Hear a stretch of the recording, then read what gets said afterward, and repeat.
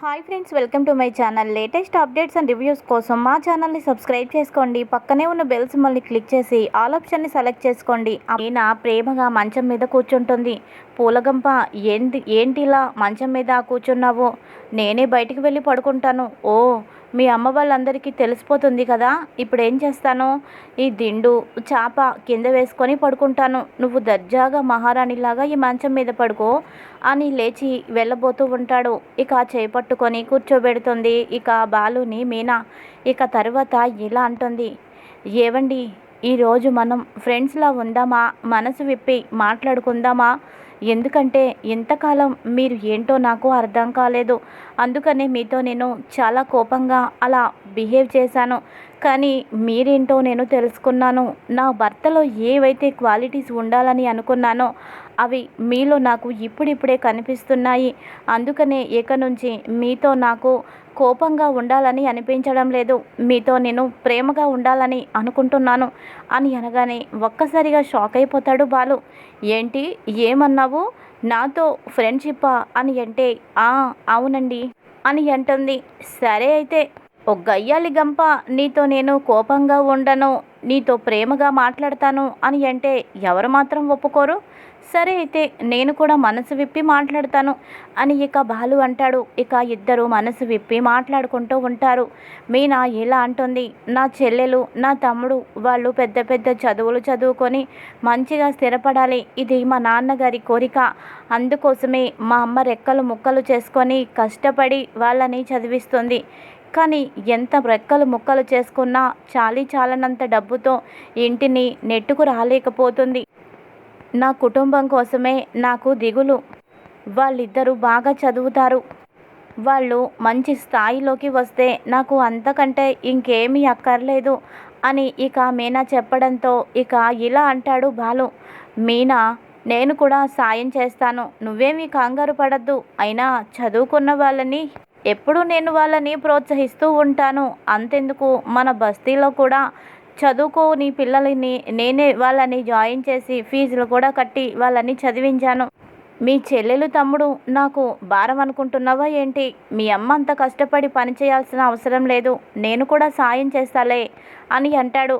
చాలా థ్యాంక్స్ అండి, మీ మంచి మనసుకి నిజంగా చాలా థ్యాంక్స్ అండి. నా మీద ఉన్న కోపం నా పుట్టింటి వాళ్ళ మీద, నా చెల్లెల మీద, తమ్ముడి మీద, అమ్మ మీద ఎక్కడ చూపిస్తారేమోనని నేను భయపడ్డాను.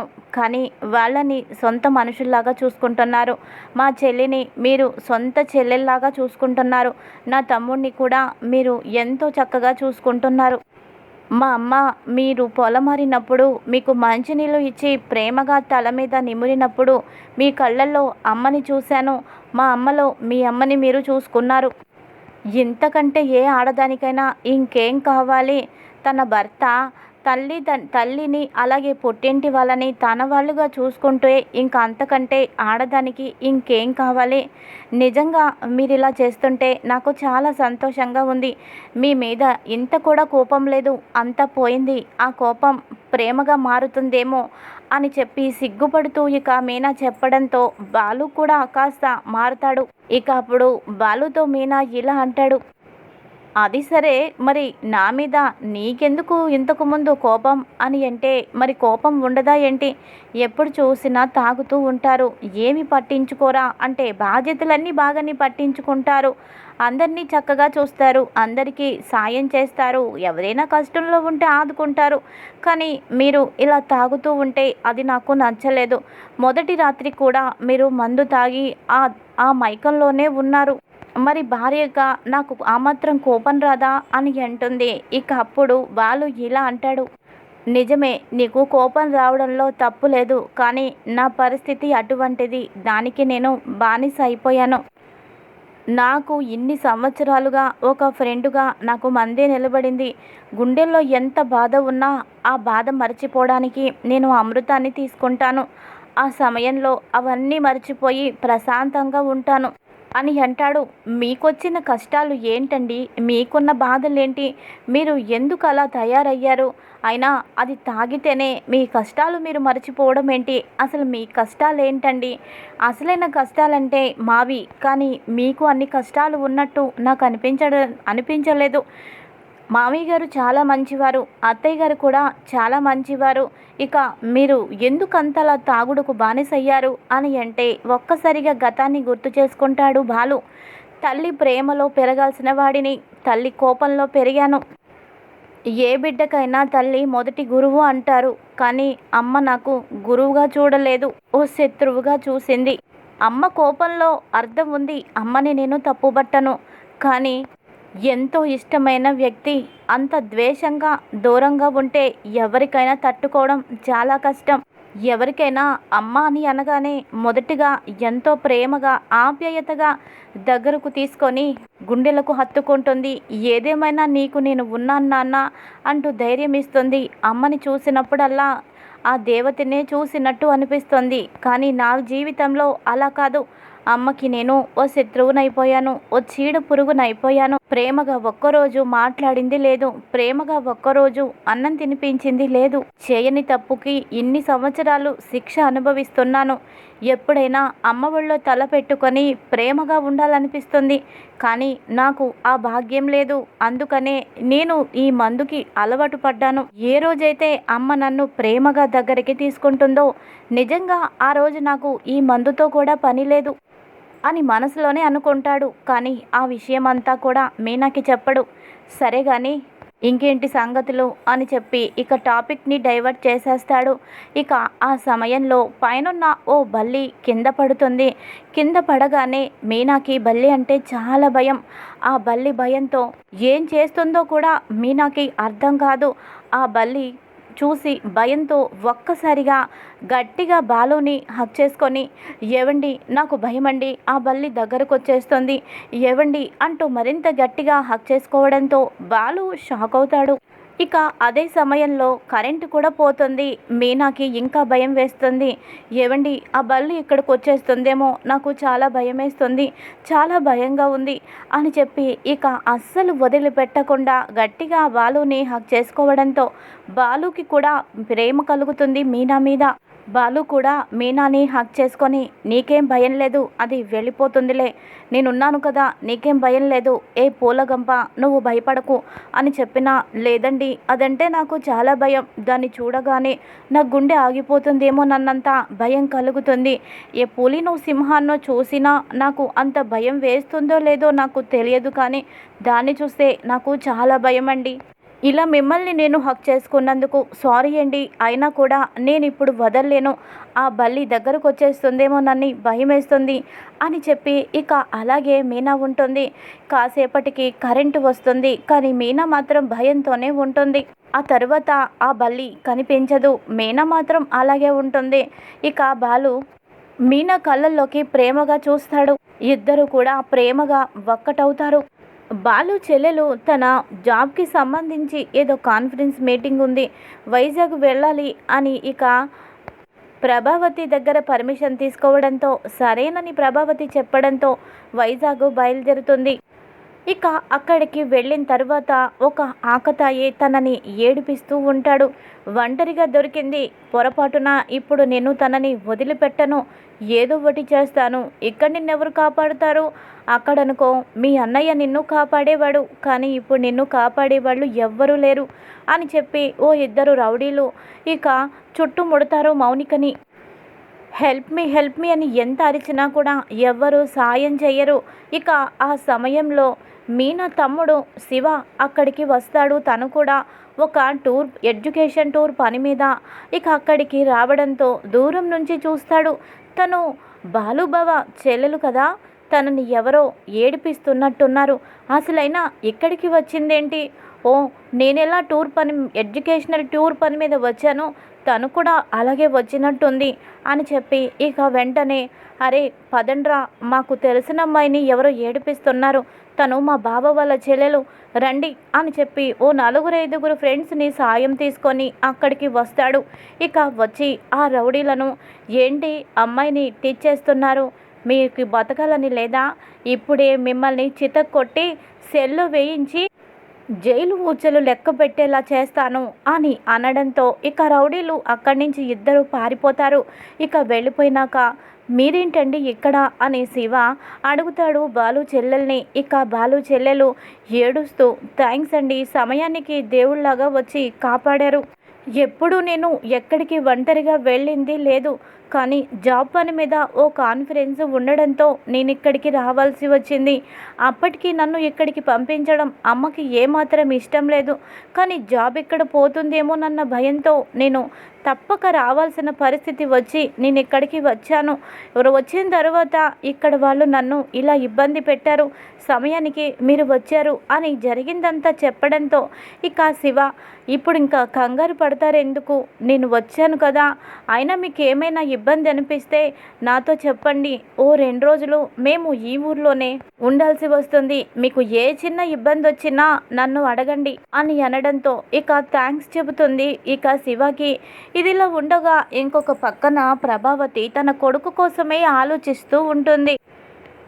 పిండి వంటలు చేసి నా కొడుకుకి తీసుకువెళ్తే ఆయనకి అనుమానం వచ్చేస్తుందేమో, అసలే నిన్న గుచ్చి గుచ్చి 1,00,000 ప్రశ్నలు అడిగాడు.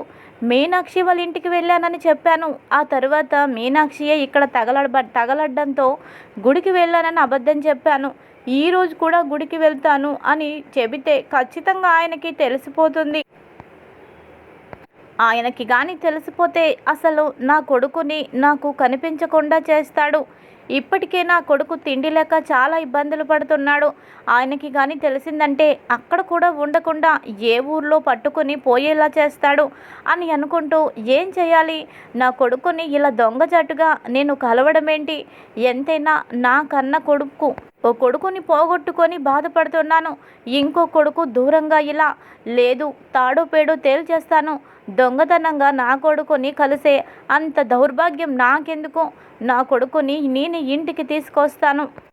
తప్పు చేస్తే మాత్రం బిడ్డల్ని చంపేసుకుంటామా, దూరంగా వదిలేస్తామా, ఈ ఒక్క తప్పుని క్షమించమని అడుగుతాను, ఇంకోసారి తప్పు చేస్తే శిక్షించమని నేనే చెప్తాను, ఈసారికి ఎలాగోలా మనోజ్ని మాత్రం ఇంటికి వచ్చేలాగే చేస్తాను అని చెప్పి సత్యాన్ని అడుగుతుంది. ఏవండి, మనోజ్ గడి పేరు చెబితే ఎందుకు మీరు అంత ఎత్తున ఎగురుతారు?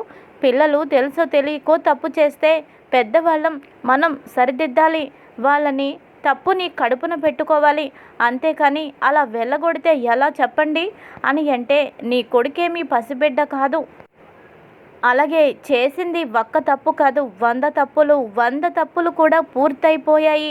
నా స్థానంలో ఇంకో తండ్రి కానీ ఉండి ఉంటే ఇలాంటి కొడుకు ఉన్న ఒకటే లేకపోయినా ఒకటే అని ఎప్పుడో 2 ముక్కలుగా చేసేసేవాళ్ళు. నేను కాబట్టే బిడ్డల మీద ప్రేమతో బ్రతుకుతాను కాబట్టే ఆ పని నేను చేయకుండా వాడిని దూరంగా పంపేశాను. అయినా నీ కొడుకు చెడిపోవడానికి కారణం ఎవరో కాదు, నువ్వు చేసిన అతి గారాబం వల్ల నీ కొడుకు చెడిపోయాడు. వాడు ఇలా నాశనం అయిపోయి వాడి జీవితాన్ని సర్వనాశనం చేసుకున్నాడు. తల్లి బిడ్డని ప్రేమించచ్చు, కానీ ఒక స్థాయి వరకే ఉండాలి. హద్దులు మీరి అతి గారాబం చేసి ఎన్ని తప్పులు చేసినా నెత్తి మీద కూర్చోబెట్టుకుంటే ఇదిగో వాళ్ళకి సుఖం ఉండదు, వాడిని కన్న తల్లిదండ్రులకి కూడా సుఖం ఉండదు. ఇప్పటికైనా బుద్ధి తెచ్చుకొని కొన్నాళ్ళు వాడిని అలా వదిలే, వాడికి బుద్ధొచ్చి వాడిలో మార్పు వస్తే అప్పుడు ఆలోచిద్దాం, అంతేకాని వాడిని ఇప్పుడు నువ్వు తీసుకొచ్చావంటే ఈ తప్పు చేశాను, ఇంట్లో వాళ్ళు నన్ను క్షమించారు, ఇంతకంటే పెద్ద తప్పు చేసినా నన్ను క్షమిస్తారు అని ఇక తప్పుల మీద తప్పులు చేసుకుంటూ పోతాడు. వాడిని కన్న పాపానికి అందరూ మనల్ని నానా రకాలుగా అంటారు. నోరు మూసుకొని నీ పని నువ్వు చేసుకో, వాడి ఊసు ఇప్పుడు ఎత్తద్దు అని చెప్పేసి ఇక సత్యం వెళ్ళిపోతాడు. ప్రభావతికి ఏం చెయ్యాలో అర్థం కాదు. ఇక ఇక్కడిలా ఉండగా రెండవ రోజు ఉదయాన్నే మీనా బాలుని చూసి సిగ్గుపడుతూ ఉంటే బాలు మీనాని చూసి సారీ చెబుతాడు. పూలగంప ఆ బల్లి మనిద్దరిని దగ్గర చేసింది, అంతేకాని నా తప్పు ఏమీ లేదు, నన్ను క్షమించు పూలగంప అని అంటాడు. మీరనుకుంటేనో నేననుకుంటేనో మనిద్దరం ఒక్కటవ్వలేదండి, ఆ దేవుడు మనిద్దరం ఒక్కటవ్వాలని అనుకున్నాడు, అందుకని ఆ దేవుడు మనిద్దరిని ఒక్కటి చేశాడు అని మీనా అనడంతో, మనల్ని ఒక్కటి చేసింది ఆ దేవుడో కాదో తెలియదు, కానీ ఆ బల్లి మాత్రం చేసింది అని అంటాడు. ఇక మీనా పకపక నవ్వుతుంది. ఇక ఆ సమయంలో మీనా కన్న తండ్రి ఫోటోకి ఉన్న దండలో ఉన్న ఓ పువ్వు కింద పడుతుంది. పార్వతమ్మ నమస్కారం చేసుకుంటూ ఉండగా ఆ పువ్వు తన చేతిలో పడ్డంతో ఇక చాలా సంతోషపడుతుంది పార్వతమ్మ. ఏంటండి, మీరేదో ఒక శుభశకునం నాకు చూపించబోతున్నారన్నమాట. మీ మెడలో ఉన్న దండలో ఉన్న ఓ పువ్వు చేతితో తీసి చేతిలో వేసినట్టు మీరు వేశారు. మీరేదో మంచి చేశారు, నాకు అర్థమవుతుంది అని చెప్పి ఇక ఆనంద బాష్పాలు పెట్టుకుంటుంది పార్వతమ్మ. ఇక మీరు ఓ మంచి అల్లుణ్ణి, కొడుకు లాంటి అల్లుణ్ణి మన ఇంటికి రప్పించారు. బాలు చాలా మంచివాడు.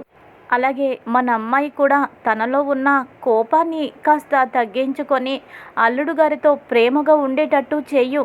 వాళ్ళిద్దరికీ ఓ బిడ్డ పుడితే నీ పేరే పెట్టుకునేటట్టు మీరే చెయ్యాలండి అని దండం పెట్టుకుంటూ ఉంటుంది ఇక ప్రభావతి. ఇక ఆ తర్వాత కిచెన్లోకి వెళ్ళి అల్లుడు గారికి మీనాకి ఇద్దరికి కాఫీ పెట్టాలి అని కిచెన్లోకి వెళ్తుంది. కిచెన్లోకి వెళ్ళి స్టవ్ ఆన్ చేసిన తర్వాత ఒకటే దగ్గుతూ ఉంటుంది. అలా దగ్గి నోట్లో నుంచి రక్తం పడుతుంది. ఇప్పుడు కానీ మీనా చూసిందంటే కంగారు పడిపోతుంది. ఈ మాయదారి జబ్బు నా కూతురికి తెలియకూడదు. నా కూతురు నా మీద బెంగ పెట్టుకొని దాని కాపురాన్ని పాడు చేసుకుంటుంది. నాకున్న ఈ జబ్బు వాళ్ళిద్దరికీ అది ఓ శాపంగా మారకూడదు. నా అల్లుడు కూతురు సంతోషంగా ఉండాలి అంటే నా గురించి నా కూతురికి తెలియకూడదు అని చెప్పేసి ఇక బయట చెంగుతో మూతి తుడిచేసుకొని కాఫీ పెడుతూ ఉంటుంది. ఈలోపు అదంతా చూసిన బాలు, అత్తయ్య గారు ఏంటి, మీరు ఏదో మా దగ్గర దాస్తున్నట్టు ఉన్నారు. మీరు రక్తం కక్కడం నేను చూశాను. చెప్పండి, ఏం జరిగింది? మీ ఆరోగ్యం ఎలా ఉంది? మీరేదో దాస్తున్నారు. నా మీద ఒట్టేసి నిజం చెప్పండి అని ఇక బాలు అనడంతో పార్వతమ్మ ఇక నిజం చెబుతుంది. ఇది ఈరోజు ఎపిసోడ్. మరి తరువాత ఏం జరుగుతుంది? పార్వతి నిజం చెప్పిన తరువాత బాలు, నేను మీకు అల్లుడిని కాదు, నేను మీకు ఇక నుంచి పెద్ద కొడుకుని అనుకోండి. మీరు ఇక చాలా సంతోషంగా ఉండండి. మీరు మీ పిల్లల భవిష్యత్తు కోసం ఏమాత్రం ఇక నుంచి కష్టపడద్దు. నేను మీకు సాయం చేస్తాను. నేను మీకు అండదండగా ఉంటాను. ఇక నుంచి ఎండలో మీరు కష్టపడద్దు. మీరు విశ్రాంతి తీసుకోండి. త్వరలో మీకు నేను ఓ చిన్న పూల కొట్టు పెట్టిస్తాను. అంతవరకు మీరు ఎండలోకి వెళ్ళి కష్టపడద్దు. అసలు కొట్టు కూడా వద్దు. నేను మీకు చూసుకుంటాను అని అనడంతో, వద్దు బాబు వద్దు, ఆత్మాభిమానంతో బ్రతికే వాళ్ళం. అలా వచ్చే అప్పనంగా వచ్చే రూపాయి మాకు అస్సలు ఇష్టం ఉండదు. అలాంటి రూపాయి కలలో కూడా మేము తీసుకోము. వద్దు బాబు వద్దు. కానీ నువ్వు మాత్రం ఒక సాయం చెయ్యాలి. నాకు ఉన్న ఈ సుస్థిని నా కూతురికి నువ్వు చెప్పొద్దు. నా కూతురికి నా మీదే దిగులు. నా గురించి అది అత్తగారింట్లో ప్రశాంతంగా ఉండలేదు. అది నాకు ఇష్టం లేదు అని అంటుంది ఇక పార్వతమ్మ. అదేంటత్తయ్య అలా మాట్లాడతారు? నన్ను పరాయి వాళ్ళ చూస్తున్నారా అని అంటే, అచ్చా అవే మాటలు బాబు, మీరు పరాయి మనిషి ఏంటి? కాకపోతే అల్లుడు దగ్గర నుంచి అలా డబ్బు తీసుకోవడం నాకు ఇష్టం లేదు. నా ఆత్మాభిమానాన్ని చంపుకుంటే నేను చచ్చిపోయినట్టే లెక్క బాబు అని అనడంతో, సరే అత్తయ్య గారు, అంతా నాకు అర్థమైంది. అయితే నేను ఓ పని చేస్తాను. సాధ్యమైనంత త్వరలో ఓ చిన్న షాప్ పెడతాను. అది మాత్రం మీరు కాదనద్దు. బయట నిలబడి మీరు పూలు అమ్మే కంటే ఓ షాపులా ఉంటే కొంతవరకు మీకు బాగుంటుంది, విశ్రాంతిగా ఉంటుంది. ఇది మాత్రం మీరు కాదనద్దు అని చెప్పడంతో ప్రభావతి ఒప్పుకుంటుంది పార్వతమ్మ.